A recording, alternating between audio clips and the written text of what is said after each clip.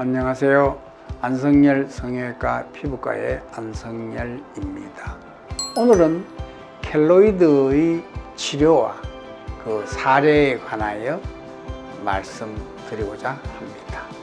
첫 번째 사례는 왼쪽 어깨에 있는 켈로이드 흉터의 치료에 관하여 말씀드리겠습니다.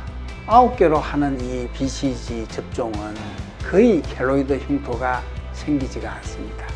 그러나 과거에 하나짜리 하는 이거는 그 자리가 염증이 심해서 대개 켈로이드로 진화되는 경우가 많았습니다. 이 케이스도 불주사의 영향으로 일어난 켈로이드입니다. 이제 외과적으로 볼록 튀어나온 부분만 절제하는 게 아니고 그 옆에 붉은 색깔이 있습니다. 그 붉은 색깔도 염증이 많기 때문에 그 붉은 색깔에서 양쪽으로 한 3mm 정도 더 정상적인 피부를 포함해서 절제를 하면 재발이 될 찬스가 훨씬 떨어집니다. 그렇게 수술하고 봉합을 잘 해놓고 방사선을 연거푸 4일간 치료합니다. 그렇게 하면 95%는 재발 없을 거로 생각합니다. 목에 일어난 켈로이드는 거기다가 갑상선 암을 치료하고 난 다음에 일어나는 켈로이드 흉터입니다. 갑상선 암을 수술하다 보니까 상당히 깊이 절개를 하고 상처를 내서 이제 봉합을 하게 됐죠. 그래서 그 평소에 켈로이드 체질을 갖고 있던 사람이 갑상선 수술 이후에 그 한 6cm 정도의 목에 흉이 남죠. 그래서 저희들은 그걸 잘라내고 또 재발을 막기 위해서 목에는 대개 방사선 치료를 3번만 합니다. 그렇게 하면 흉터가 재발될 경우는 없습니다. 그래도 갑상선은 좀 특징이 있죠. 중앙 2cm, 그러니까 목이 뒤에 성대라든지 또는 음식물을 먹는 그 중간 부분은 계속 그 2cm는 움직이는 부분이기 때문에 예를 들어서 6cm 중에서 양쪽 2cm, 그러니까 합이 4cm 부분은 깨끗한데 중앙 2cm는 한 1년 정도 좀 붉게 됩니다. 그래도 시간 지나면 괜찮아요. 귓볼에 알갱이가 있다고 생각하는 사람은 이 사람은 나는 켈로이드 인자가 있구나 라고 아셔야 됩니다. 그런데 또 불구하고 계속 하다가 어느 날 상처가 나서 그 자리에서부터 켈로이드가 발생하기 시작하죠. 그러면 이제 이게 가렵고 따끔거립니다. 그러면 자꾸 이제 우리도 나도 모르게 사람들이 자꾸 긋거나 압박하거나 좀 만지죠. 켈로이드는 자꾸 만지면 만질수록 커지는 게 켈로이드입니다. 그래서 이런 툭 튀어나오고 붉게 되어서 더욱 가렵고 더욱 따끔거리고 옆으로 누우면 아픈 경우도 있죠.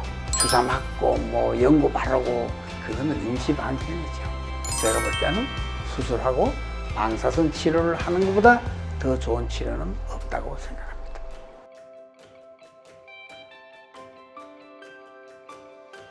귀 밖에는 괜찮은데 귓볼에 켈로이드 수술을 한 사람이 최근 우리 코로나 사태와 굉장히 관련이 많습니다. 왜냐하면 매일 마스크를 쓰다 보니까 마스크 줄이 귀를 수술한 부위를 자꾸 자극을 주죠. 그래서 재발한 경우가 한두 케이스 있었어요. 물론 뭐 퍼센트로 치면 1, 2%밖에 안 되지만 귓볼에 켈로이드 한 사람은 마스크를 목 뒤로 쓰라고 합니다. 그것이 수술의 재발률을 낮추는 하나의 방법 중에 하나죠.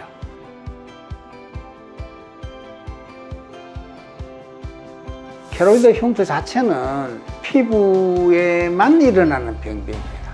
켈로이드는 옆으로 퍼지는 경향이 있습니다. 제가 알고 있는 어떤 환자 중에 복부 수술을 했는데 그 켈로이드가 자꾸 커져서 배꼽을 침범해서 배꼽을 통하여 그 흉터가 자꾸 염증이 생겨서 켈로이드가 정상 피부를 그만 삼키게 되면 정상 피부가 켈로이드 안에 파묻혀서 켈로이드 안에서 자꾸 분비물이 나옵니다. 정상 피부는. 그럼 기름이 나오니까 거기 이제 고이게 되면 2차 세균이 들어가서 감염이 됩니다. 그러면 고름이 나옵니다. 그러면 그 고름은 또 뭐 가만히 있는 피부까지도 염증을 유발시키기 때문에 자꾸 들어가서 나중에 근육까지 들어가서 근육 밑으로도 들어가서 복막까지 갈 가능성까지 있는 환자를 수술한 적이 있었습니다.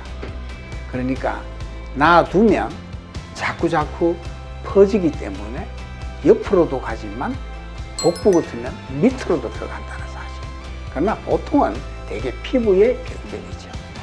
이상으로 안성열 성형외과에서 케로이드 진단과 그 치료 방법에 관하여 말씀드렸습니다.